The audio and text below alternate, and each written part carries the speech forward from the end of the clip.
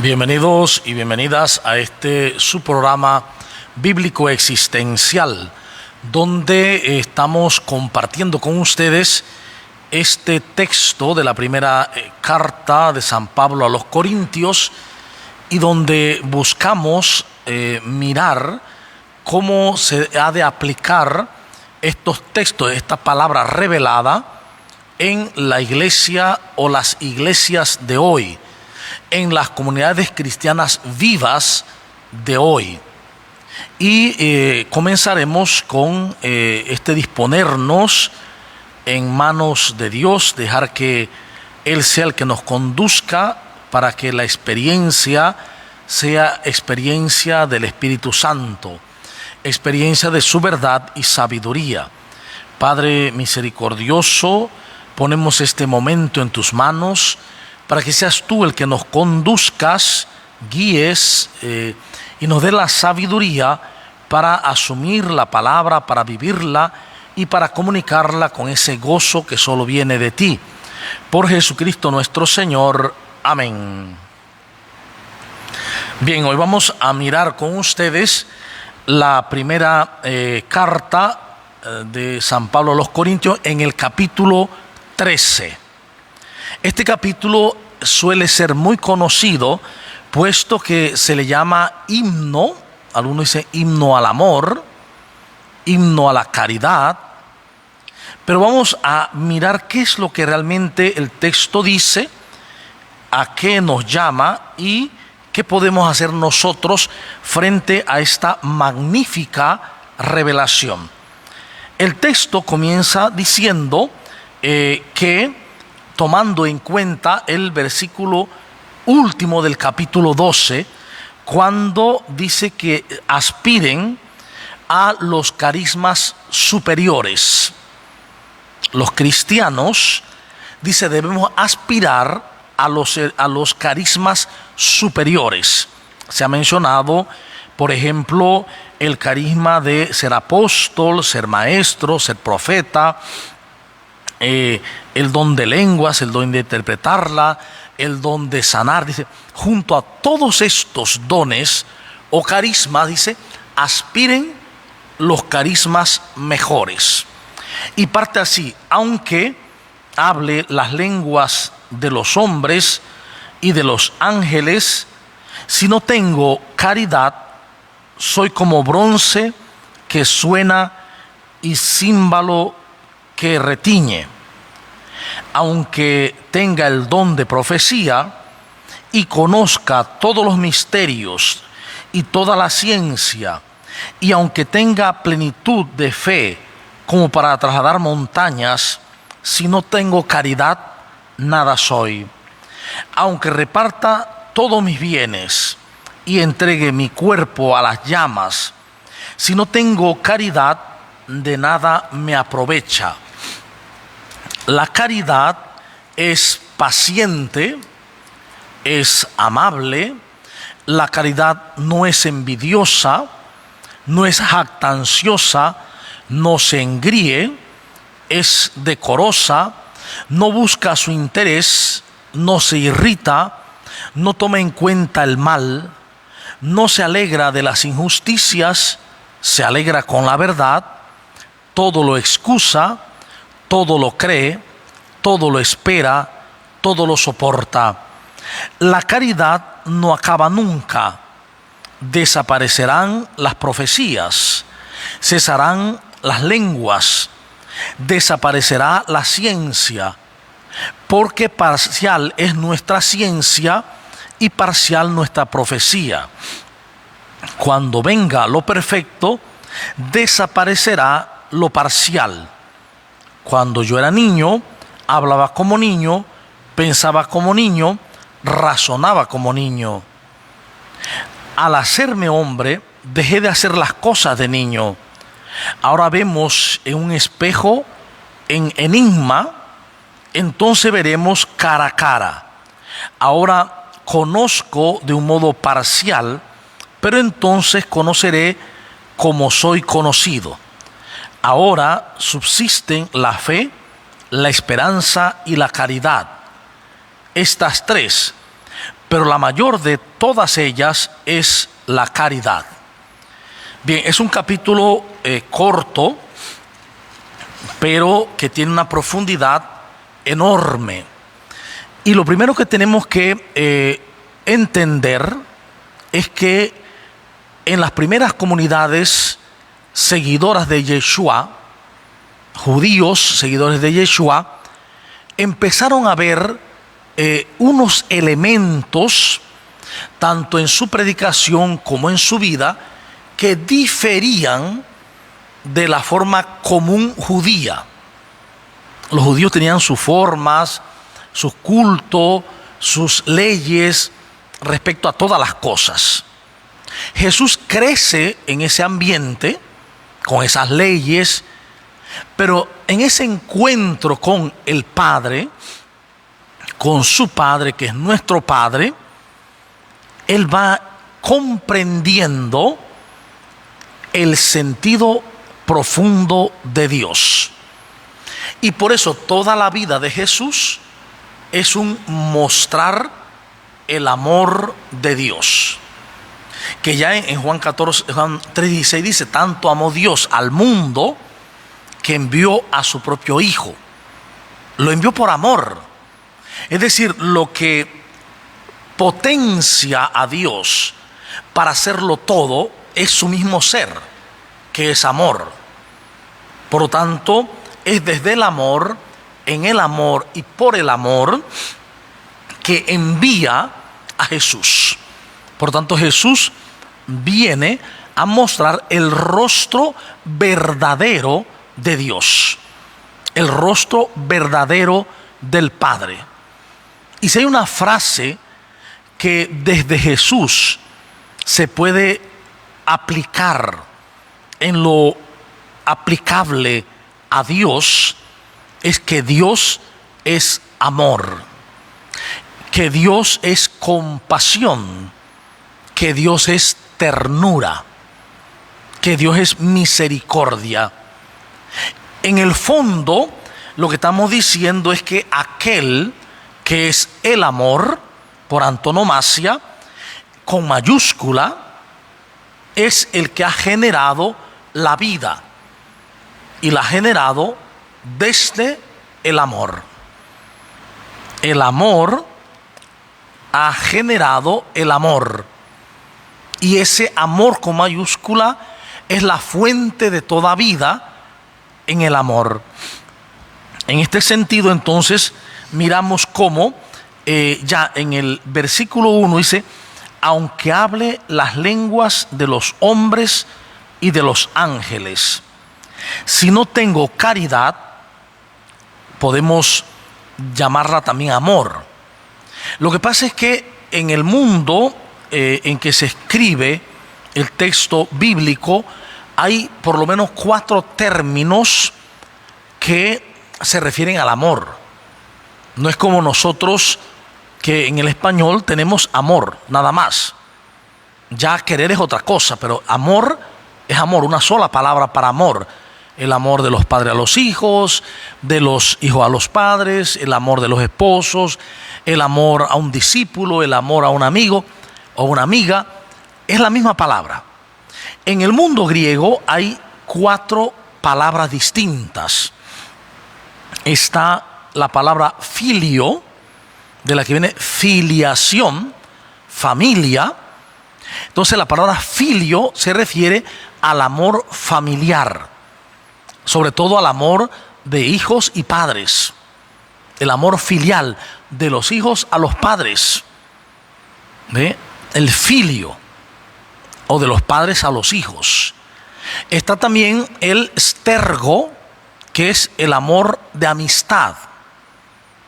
Está el eros, que es el amor sexual, el amor afectivo sexual. Y está el ágape, que es un amor total, que no busca nada para sí, sino el bien del otro. Ese ágape es el que equivale a la caridad, que el texto de hoy nos muestra. La caridad es un ejercicio desde la voluntad. pero no por voluntarismo, sino desde la voluntad en cuanto y en tanto decido ser instrumento de la caridad de Dios. La fuente de la caridad es Dios mismo. Nosotros, al ser extensión de Dios, entonces nos abrimos para que Dios, con su caridad, actúe a través nuestro. De esa manera, entonces la caridad es un movimiento, es un arte en el cual y por el cual se busca el bien afectivo y efectivo del otro. Por esa razón, dice el texto que si no tengo caridad, soy como bronce que suena y címbalo que retiñe, que toca. Mucha gente desea, dice, el don de lenguas, de hablar otras lenguas en la comunidad. Pero si no hay intérpretes, de nada sirven otras lenguas, porque el fin de la revelación y el fin de los mensajes de Cristo, de Dios, es que esos mensajes lleguen a la comunidad, toquen la comunidad. Por lo tanto, si un mensaje se dice en un lenguaje que la comunidad no comprende, no tiene sentido. Por eso es que dice el texto que cuando alguien habla en lengua debe haber un intérprete, si no, que mejor se calle la boca. Entonces, mucha gente desea tener ese don de lenguas, pues dice el texto de Corintios 13:1 que aunque tuviera todas las lenguas del mundo, de los hombres y de los mensajeros, si no tengo caridad, si no tengo ágape, ese amor total, solo soy bronce que suena y címbalo que toca. Aunque tenga el don de profecía y conozca todos los misterios y toda la ciencia, aunque tenga plenitud de fe como para trasladar montañas, si no tengo caridad, nada soy. Es decir, puedo tener una cantidad de elementos fenomenales, desde profecía, una fe que mueve montañas, o sea, la capacidad de hacer muchas cosas, pero si no tengo amor, el amor ágape, caridad, no soy nada. Es más, dice, aunque reparta todos mis bienes y entregue mi cuerpo a las llamas, si no tengo caridad, nada me aprovecha. Puedo hacer un montón de cosas, pero si no tengo la caridad, puedo dar todo a los pobres, pero si no tengo caridad, nada soy. ¿Qué nos está diciendo este texto fundamentalmente? Que lo primero está en la supremacía de la caridad, en la supremacía del amor. Supremacía que consiste en querer efectiva y afectivamente el bien del otro, de los demás. Por esa razón, esta caridad que Pablo pone en este texto no es o no depende de un razonamiento humano, sino que muestra el amor mismo, la caridad misma de Dios. Es decir, Dios ama así. Dios ama en caridad. Por lo tanto, los bienes mayores, buscar los dones mayores, los carismas mayores, y que para Pablo es la caridad, para los cristianos también, entonces es descubrir que lo más importante en la comunidad será siempre el amor. La caridad, el amor ágape, esa capacidad de buscar el bien del otro. Ese ágape es mirada de Cristo a través nuestro. Es decir, solamente puedo vivir el ágape, la caridad, cuando permito que el Espíritu Santo fluya en mí hasta el punto de que yo adquiera la visión de Cristo. Aprender a ver como Jesús. Entonces, aquí entramos en un detalle interesante. ¿Por qué? Porque si Dios nos invita a tener una caridad de tal tipo, de tal altura, de tal profundidad, quiere decir que Él es el primero en vivirla. Dios no nos va a llamar a hacer algo que Él no hace. Y aquí entramos en una visión teológica que es renovadora, por no decir nueva, porque en realidad no es nueva, es renovadora. Es la visión del Dios amor. Eso que en el Concilio Vaticano II se enfatiza, que lo primero no es la ley disciplinar, no es una ley doctrinal, ni siquiera una ley moral. Lo primero es la autorrevelación del Dios amor, de ese Dios que es totalmente amor. Entonces, cuando decimos que Dios es amor, Dios es caridad, quiere decir que todo lo que dice el capítulo 13 es porque Dios lo vive así. Y si nos invita a nosotros a vivir esa caridad, a vivir ese amor, es porque es posible vivirlo. Nadie le pediría a otra persona algo que le es imposible, porque sería una locura. Si le pidieras a un niño de 4 años que cargue una carga de 100, 200 libras, no lo va a hacer.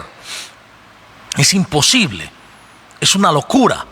O pedirle a un niño de 5 años que atraviese un lago nadando, eso es muy difícil. O que corra 30 kilómetros, son cosas irrisorias. Es decir, no podemos pedirle a alguien algo que no es capaz de realizarlo. Entonces, en este sentido, Dios sería incapaz de pedir a la humanidad que viviéramos algo que nosotros no pudiéramos realizar. Si lo pide, es porque realmente se puede vivir. Lo que pasa es que no hemos encontrado el camino para hacerlo. No hemos encontrado el camino de Jesús, que en el fondo es abandono en el Padre. Permitirle al Padre que por el Espíritu Santo nos conduzca. Entonces miren, dice, la caridad, o sea, el amor es paciente. Lo primero, el amor, la caridad, el amor total, es paciente. Y esto define un poco la actitud de Dios, claro. Dios no tiene impaciencia. Dios nos está esperando en el transcurso, en el devenir del mundo y del tiempo, a que todo esto perezca y nosotros volvamos a la conciencia suya. No se apresura, no está apurado. Dios es paciente, por eso la caridad es paciente. Él sabe esperar y nos invita a nosotros a ser pacientes. El amor, la caridad, el ágape, es capaz de comprender los procesos de cada uno, los procesos de la vida, y por eso es paciente. Solo cuando el ágape es real, cuando se vive la caridad, entonces vivimos el momento presente. Para vivir el momento presente hay que ser pacientes. No podemos ser impacientes, porque el impaciente ya no está en el presente, está en el futuro. Entonces, la caridad es siempre paciente. Segunda cosa, la caridad es amable. Entonces, en esto vemos una serie de elementos que a veces perdemos de vista, y es la amabilidad. El que vive la caridad, el que vive ese misterio amoroso de Dios, es amable con los demás. El trato amable, el trato bondadoso, el trato tierno con los demás. La caridad no es envidiosa, no tiene envidia. ¿Por qué? Porque a la caridad le basta la caridad, al amor le basta el amor. Una persona que descubre ser amor y que vive dentro del amor, de la totalidad de Dios, entonces sabe que su plenitud, su llenura es el amor mismo. Por tanto, no tiene nada que envidiar. Nada, porque todo lo que en este mundo se ve y que puede envidiarse es perecedero. Si se envidia, por ejemplo, la belleza de alguien, o la juventud de alguien, o la inteligencia de alguien, o los dones de alguien, todo eso pasará. El único don que no pasará es el amor. Pero todo lo demás, la belleza, la juventud, la inteligencia, todo eso que es meramente humano, va a pasar. Y por eso no tiene sostén en sí mismo, a diferencia del amor que nunca pasa. Entonces, la caridad no tiene envidia de nada porque sabe que todo pasa. Y que su llenura, su plenitud está en su fuente, en la caridad misma. Dice, la caridad no es jactanciosa. El jactarse de algo, de logros, de características, de dones, es propio de la no caridad. Entonces aquí entramos en que en el mundo hay dos fuerzas, hay dos modos de vivir. O vivo en la caridad, vivo en el amor, o vivo en el miedo. En el mundo, la fuerza vital es el miedo. El mundo te llena de miedo y en ese miedo te maneja. Miedo a perder las cosas, miedo a perder las personas, miedo a perder lo que tengo, miedo a enfermarse, miedo a morir. El miedo. Y ese miedo es lo que hace hacer cosas terribles a la humanidad. La mayoría de las cosas que hemos hecho terribles están basadas en el miedo. Entonces, una forma de estar en el mundo es siguiendo los patrones del miedo. Ese miedo que puede producir o ramificarse como odio, resentimiento, envidia, vanidad, juicio, condena, etcétera. Puras formas de miedo.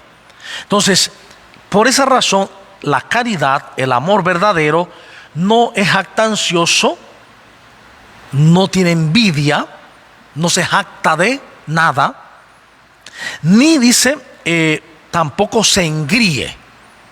La sabiduría del mundo, dice Pablo, hincha, pero la sabiduría de Dios nos llena de humildad, porque la sabiduría de Dios está en razón de la verdad, de reconocer quién soy y por lo tanto de reconocer quién eres tú.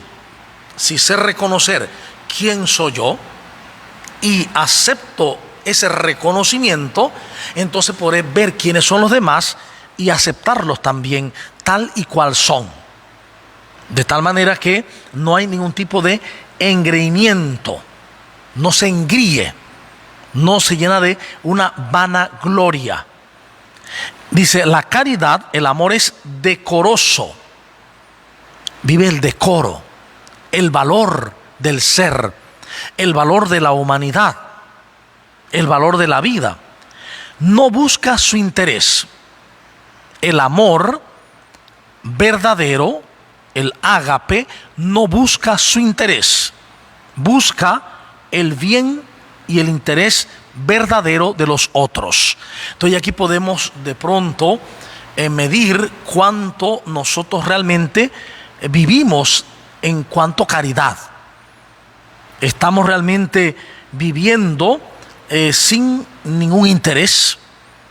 No busco ningún interés, solo darme, solo compartir, solo compartir la vida, las situaciones. ¿Cómo vivimos nosotros? El amor, pues, no busca su interés. El amor, dice, no se alegra, no se irrita, el amor no se irrita. Y esto es interesante porque muchas veces nosotros decimos que amamos personas y estamos irritados con ellas. Nos irritamos, nos iramos, nos llenamos de ira contra los demás. Dice, el amor no se irrita, es incapaz de irritarse. ¿Por qué razón? Porque el amor, al saberse pleno, no tiene nada que temer. Recuerden que la irritación no viene del amor, viene del miedo. no viene del espíritu, viene del mundo. Entonces, la irritación es una forma de miedo. Por lo tanto, el que tiene el amor no se irrita. Es más, dice, el amor no toma en cuenta el mal. Ese es otro detalle. El amor sabe que el que hace el mal lo hace desde el desamor. Y lo hace en un clamor de amor. Está clamando amor. Por eso actúa mal. En esa búsqueda de la felicidad, esa búsqueda errónea, entonces está clamando amor. En vez de darle con un palo en la cabeza, lo que hay que llevarles es el amor. Recuerden que dice que el mundo está expectante, como con dolores de parto, esperando la aparición gloriosa de los hijos e hijas de Dios. El mundo está en sufrimiento, está roto. Ese es el clamor, pero es un clamor de amor, porque solamente podemos vivir o clamando amor o dando amor, no hay más.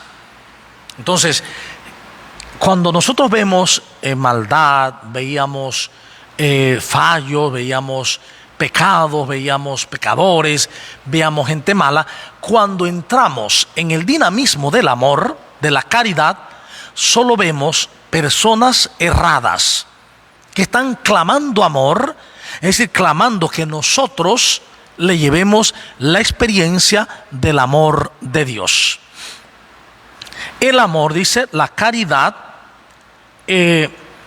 no toma en cuenta el mal. Si alguien hizo algo, eso se deja pasar. Ya pasó, ya no existe. ¿Por qué es tan importante eso? Porque cuando nosotros tomamos en cuenta el mal y entonces estamos condenando al que hizo el mal, me estoy condenando a mí mismo. Cuando comprendo y no juzgo al que hace el mal, sino que le tiendo la mano, me la estoy tendiendo a mí mismo. Porque lo que le hago al otro es a mí mismo a quien me lo hago. Dice, el amor no se alegra de la injusticia. El amor, al ser amor, es equilibrio. No puede alegrarse de la injusticia. El amor, como amor que es, como ágape, solo busca la justicia. Por lo tanto, no se alegra del mal ajeno tampoco. No se alegra del fracaso ajeno. El amor no se alegra de la injusticia de los demás, todo lo contrario. Este amor, dice, se alegra con la verdad. ¿Por qué es tan importante esto? Porque la verdad es lo que nos hace libres. A todos, Entonces, el amor, el ágape verdadero, la caridad, se alegra con la verdad, porque cuando descubre que otros están accediendo a la verdad, entonces descubre que otros están llegando a la vida, están pasando del desamor al amor, de la muerte a la vida. Por tanto, eso es causa de alegría, como el hijo pródigo cuando regresa donde el Padre misericordioso. La experiencia del Padre es salir a su encuentro, abrazarlo. Y cuando el hijo dice, es que yo no merezco llamar a mi hijo tuyo porque he pecado contra el cielo y contra ti, él dice, calla. Ni siquiera le pregunta nada. Tómenlo, póngale vestido nuevo, zapatos nuevos y un anillo. Y hagamos fiesta, porque este que estaba muerto ha vuelto a la vida. Se había perdido y lo hemos encontrado. Es decir, el amor se alegra de la verdad de la vida, de la verdad de la salvación, de la verdad de que las vidas estén encontrando la misma vida de Dios. Además, dice, todo lo excusa. El amor todo lo excusa. No quiere decir que la persona sea de pronto una enajenada. No, sino que la persona ve el error del otro y lo excusa. ¿Cómo lo excusa? Por una forma muy sencilla. Eso que hizo ya pasó, primero que todo. Lo que hizo ya no existe, ya pasó. Y segunda cosa, si hubiera sido yo, hubiera hecho lo mismo, porque sería el mismo. ¿Ve? Por lo tanto, el camino es no tomar en cuenta eso. Todo lo excusa. Es lo que Jesús dice, o dice el texto sobre Jesús en la cruz: Padre, perdónalos que no saben lo que hacen. Es la excusa. Excusa el mal, excusa el error, ¿sí? Todo lo excusa. ¿Por qué? Porque comprende. El amor es siempre comprensivo. El amor todo lo cree. El amor todo lo cree. Esto es importante. ¿A qué se refiere que todo lo cree?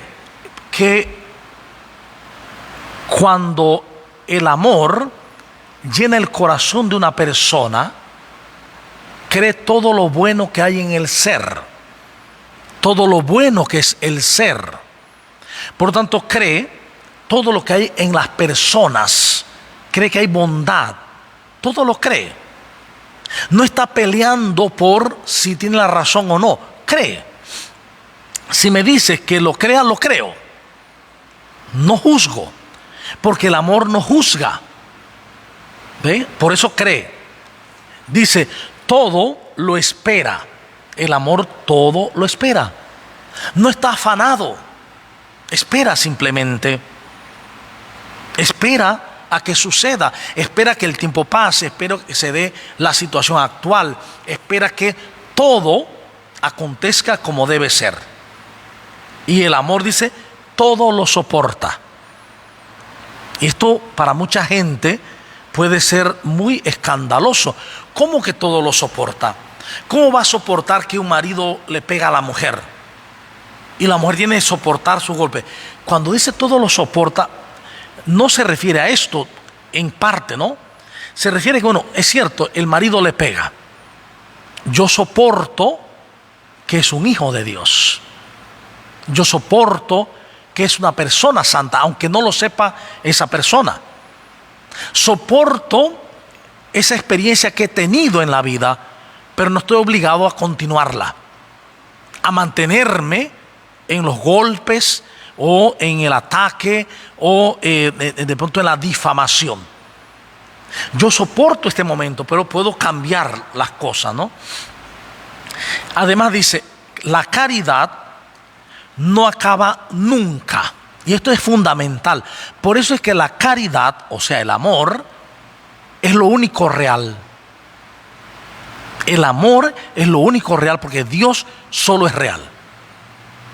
Y por eso nada que sea real puede ser amenazado de ninguna forma. Nada real puede ser amenazado en absoluto.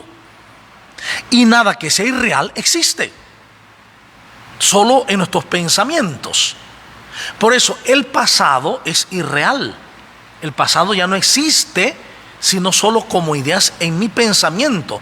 Ideas, recuerdos. No existe, no es real. Lo único real es el momento presente, aquí y ahora. Por esa razón, la caridad no acaba nunca.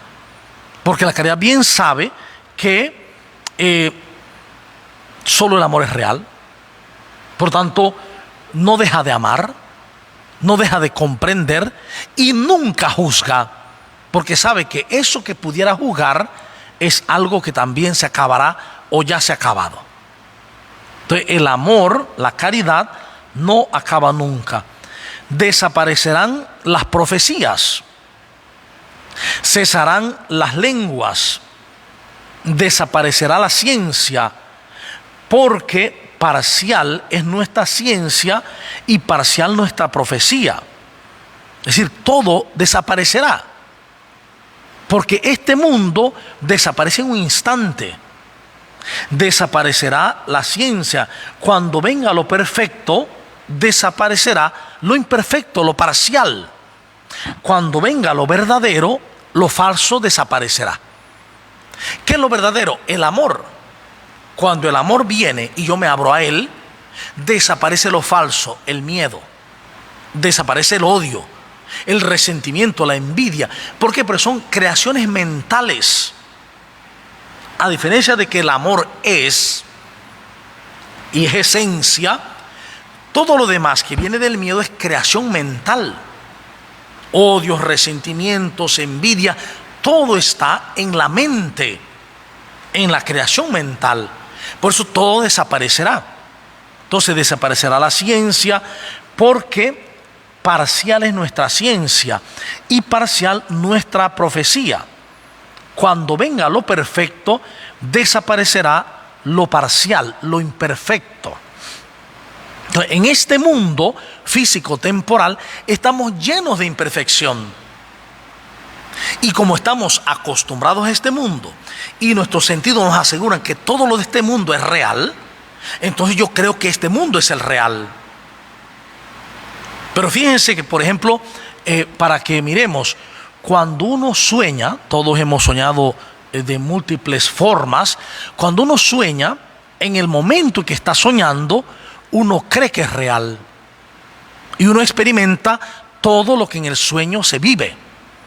Hasta que despiertas y dices, no, era un sueño, no era real. Pues de la misma forma, cuando despertemos a la conciencia plena de Cristo, a la conciencia plena de Dios, entonces nos daremos cuenta que esto era un sueño. ¿Qué pasó? Que ya pasó. Entonces, este mundo de sueño, por eso Pablo dice, es hora que despierten del sueño ya. ¿Sí? Es hora que despierten ya del sueño. Es más, dice, cuando yo era niño, hablaba como niño, pensaba como niño, razonaba como niño. Al hacerme hombre, dejé todas las cosas de niño. Entonces veremos cara a cara. Es interesante el ejemplo que pone, porque lo que está diciendo es que cuando se es niño, todo se ve como niño, todo se hace como niño, desde esa postura. Es decir, el mundo lo vemos desde donde estamos, no como es. De hecho, en el Talmud judío hay una frase muy interesante que dice así: el mundo no suele ser lo que pensamos, ¿sí? El mundo suele ser lo que somos. El mundo para mí es lo que soy yo.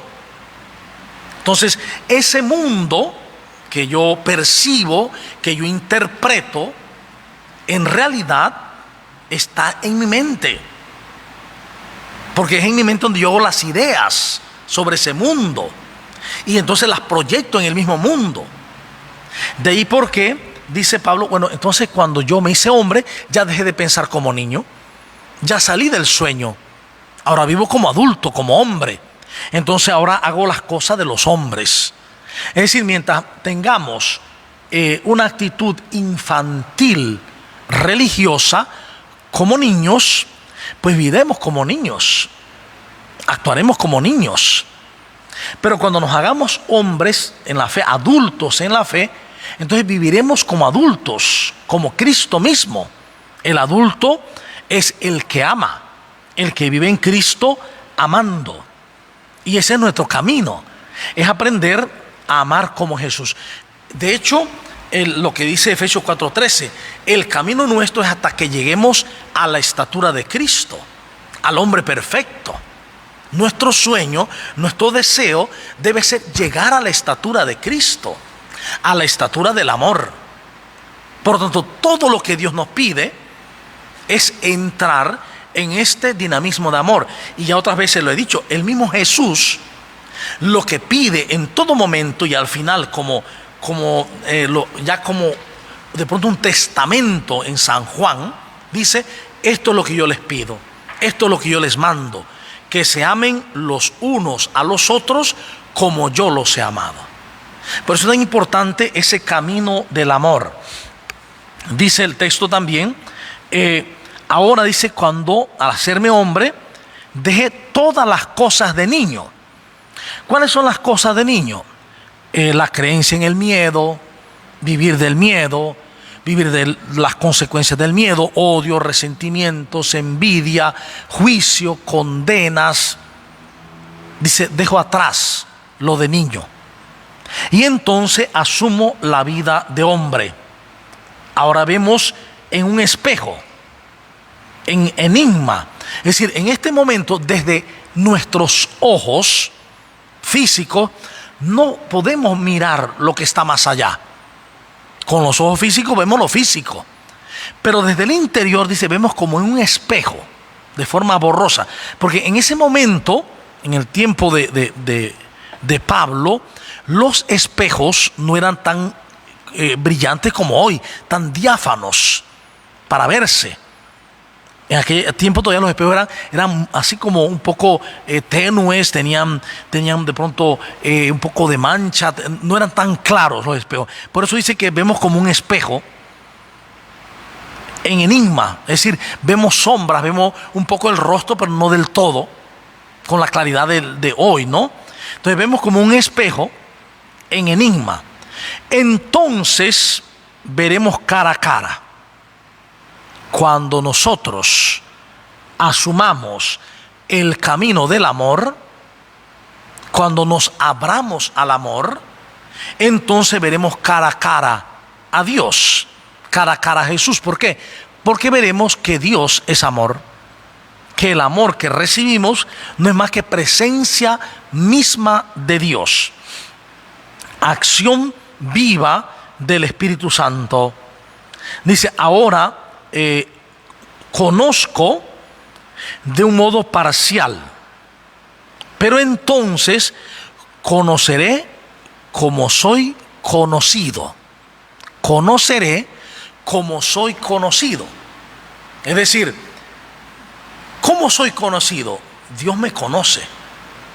Jesús me conoce en mi ser total. Las cosas que yo no conozco de mí, las conoce Jesús. Lo que he olvidado de mí, lo conoce muy bien. Entonces, así como soy conocido, yo conoceré. Es decir, entraremos en una visión que va más allá de lo físico. De hecho, a esto es lo que podemos llamar caridad. Cuando vemos en una persona lo que ni siquiera ella misma ve.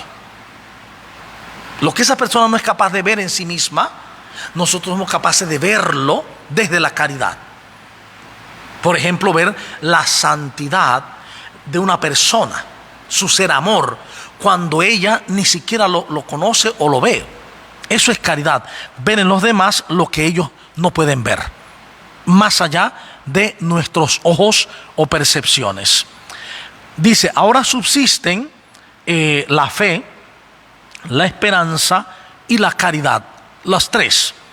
Pero la mayor de todas es la caridad. Lo mayor de todo y de todos los dones y carismas es la caridad. Por eso es sumamente importante que nos convirtamos a la caridad, nos convirtamos a Dios, para que realmente nosotros seamos instrumentos de caridad en el mundo, instrumentos de caridad en la sociedad, instrumentos de caridad en la familia, instrumentos de caridad donde quiera que estemos. Ese es nuestro camino. Podríamos decir que la misión nuestra en este mundo es vivir la caridad, vivir el amor total, el amor ágape, que significa ser capaces de buscar siempre el bien superior de los demás, el bien de todos y de todas, no el bien personal, el bien común para todos y para todas.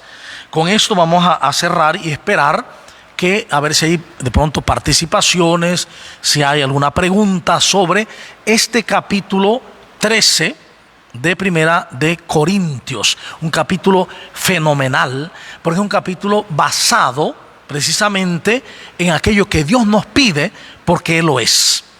Dios nos pide la caridad, el amor ágape, el que busca el bien del otro, el bien real, porque Dios mismo es caridad. Dios mismo es amor. No sé si hay alguna, todavía no hay ninguna pregunta. Si no la hay, entonces vamos a de pronto a mirar la caridad en nuestras comunidades hoy. ¿Cómo nuestras comunidades de hoy asumimos la vida cristiana? ¿La asumimos como niños o la asumimos como adultos? Es decir, asumimos una vida eclesial como niños jugueteando cada uno por su lado, jalando los juguetes cada uno por su lado, peleándose a veces, volviéndose otra vez a hablar, peleándose otra vez, etcétera. O asumimos la vida en comunidad como adultos, donde vivimos una fe adulta, una fe basada precisamente en la caridad, una fe basada en el amor. Y esto es importante decirlo, esa caridad es el amor de Dios, brota de Dios porque Él es la fuente de la caridad, Él es la fuente del amor. Por lo tanto, alguien podría preguntar, ¿y cómo hago para vivir tal caridad? ¿Cómo hago para vivir ese amor ágape? ¿Cómo puedo hacerlo? El camino es abrirnos, es permitir, es dejar caer el mundo egoico, es poner a un lado nuestros intereses, poner a un lado nuestros planes, para convertirnos en instrumentos de la caridad de Dios. La otra vez decía, ¿cómo un río puede llevar el agua? ¿Cómo el hecho de un río lleva el agua? Cada día estará el río, el hecho del río, preocupado por cómo llevar el agua. No, simplemente el hecho es. El hecho es. Y al ser, entonces permite que el agua fluya a través de él. Pues así ha de ser la caridad en nosotros. No es algo planificado. A partir de hoy voy a ser caritativo con esta persona, voy a hacer así. Eso es voluntarismo. Y cuando se hace así, eso es cansón, agobiante, porque estás llevando un peso, estás tratando de amar a la fuerza. No, para vivir este amor tengo que haberme encontrado con Jesús. Recuerden que el Papa Francisco dice que el que se encuentra con Jesucristo, en él nace o renace una nueva alegría. Nace o renace una nueva alegría. Esa alegría es la alegría del amor, la alegría del Evangelio. Es la alegría que da el sabernos amados totalmente por Dios. Saber que tenemos un Padre que nos ama infinitamente, totalmente. Cuando yo sé eso, cuando lo sé hasta el fondo de mi ser, que soy hijo, hija amado, desde antes de la creación del mundo, elegidos, consagrados, etcétera, entonces solamente me abro y soy. ¿Soy qué? Amor, lo que soy. Y cuando soy, como el hecho del río, entonces fluye a través de mí el amor de Dios. Por esa razón, cuando estamos juzgando, condenando, odiando, separando, lo que estamos haciendo es impidiendo el amor, poniendo obstáculos al amor. Y por eso todo lo que yo veo fuera de mí, en el mundo fuera de mí, no es más que una proyección de mí, donde se me puede revelar de forma visible los obstáculos que yo pongo a la presencia del amor en mí, del amor que ya está en mí, que es el amor de Dios, y que simplemente debo hacer mi yo a un lado para que el yo de Dios, el Espíritu Santo, me conduzca. Y entonces fluirá como un río el amor en nosotros, la paz, la ternura, la justicia, la bondad. En el fondo, ¿qué hay que hacer para vivir esta caridad? No hay que hacer nada. Hay que deshacer en vez de hacer. Hay que deshacer el ego en vez de hacer. Hay que solamente ser, y en ese ser permitir entonces, claro, que la fuente fluya a través nuestro hacia los demás. Es un camino de simplicidad. Para muchas personas se vuelve dificultoso el camino de comprender. ¿Cómo puede ser tan sencillo? ¿Cómo puede ser tan fácil seguir el camino de la fe solamente en el amor? Pues Jesús lo dijo así. Jesús dijo, el que vive el amor a Dios con toda el alma, con toda la fuerza, con todo el corazón, etcétera, y vive el amor a sus hermanos, ya cumplió toda la ley y los profetas. El que vive el amor ágape, la caritas, la caridad, ya lo vive todo. Porque el que ama, pues vive todo lo que dice la primera carta, pues capítulo 13 de Corintios, ¿no? Ese amor no es envidioso, el que ama no envidia, el que ama no se jacta, el que ama no se engríe, el que ama es decoroso, el que ama no busca su interés propio, él no se irrita, no pone iracundo, el que ama no toma en cuenta el mal, pues no está juzgando los errores de los demás, el que ama no se alegra de la injusticia, ¿ve? El que ama todo lo cree, todo lo espera y todo lo soporta. El que ama acepta la vida como es. Viene la enfermedad, la soporta, la vive. No está clamando, no está de pronto gritando que por qué, no. Vive la vida, vive lo que es, desde la experiencia de saberse amado. Es decir, el que ama porque se ha encontrado con el amor, que es Cristo, rostro visible del Padre, esa persona simplemente comprende la vida en todas sus facetas. Por tanto, no está quejándose, no está de pronto señalando, juzgando, no, asume la vida como es. Y en medio de todo lo que está sucediendo, se sabe amado o amada de Dios. Esta es la esencialidad para vivir una comunidad de amor. Darme cuenta, el otro hizo algo y me molestó. ¿Pero por qué te molestó? ¿Por qué me molestó lo que hizo el otro?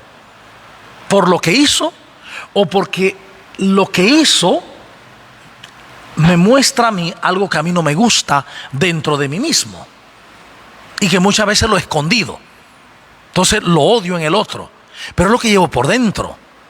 Por eso decía, cuando llegamos al capítulo 2 de Romanos, quien quiera que tú seas, tú que juzgas, date cuenta que eso que juzgas tú lo cometes. Tú eres responsable de lo que juzgas.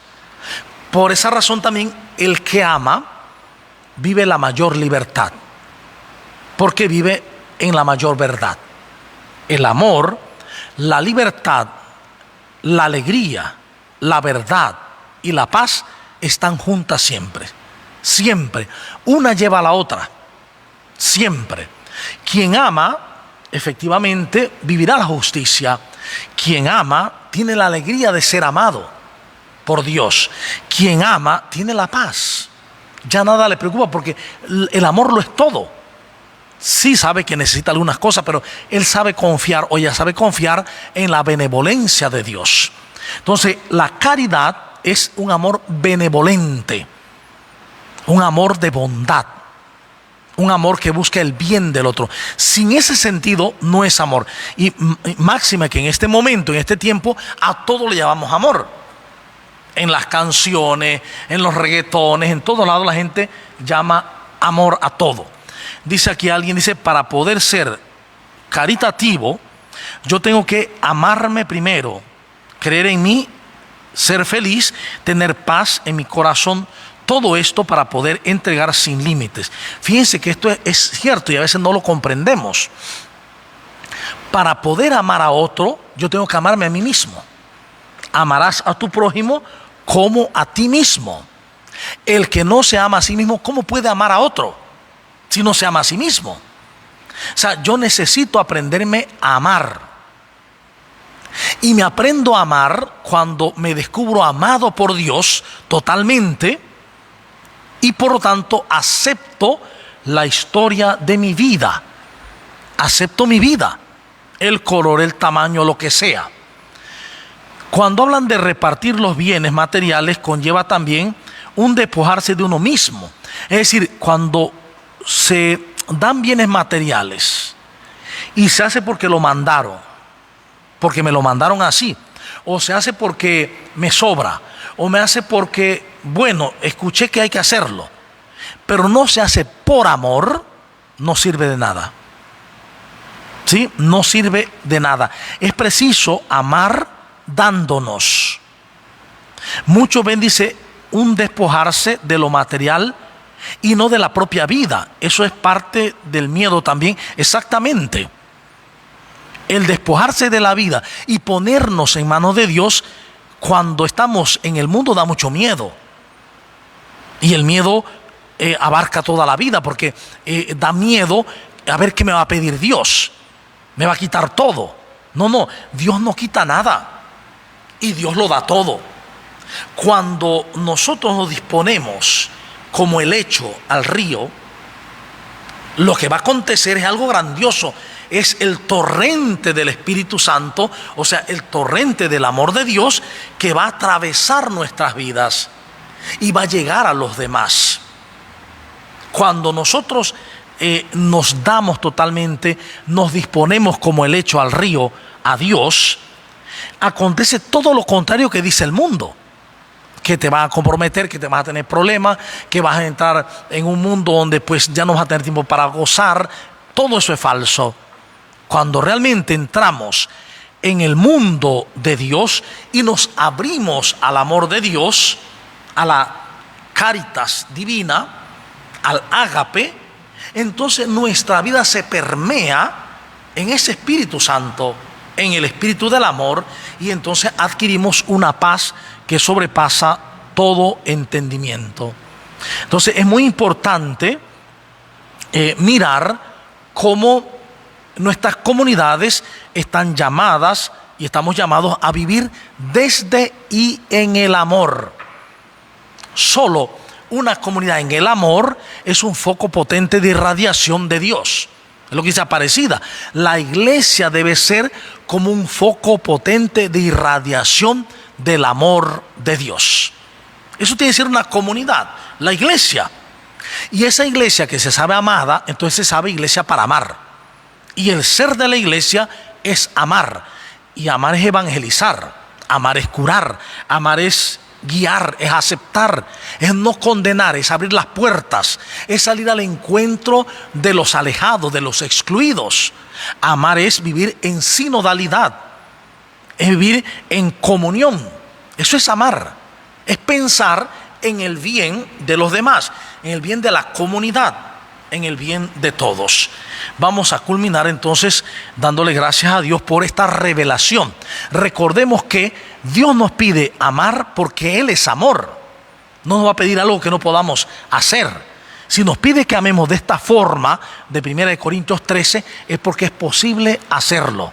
¿Y cómo lo hacemos? Repito, abriéndonos para que el amor suyo fluya a través nuestro. Te damos gracias, Padre, por tu amor hacia con nosotros, porque nos amas infinitamente, eternamente, y nada puede apartarnos de tu amor. Gracias por llamarnos a la verdad, al camino real de la fe, que consiste en amarnos los unos a los otros y amarte a ti sobre todas las cosas. Por Jesucristo nuestro Señor. Amén. En nombre del Padre, y del Hijo, y del Espíritu Santo. Amén.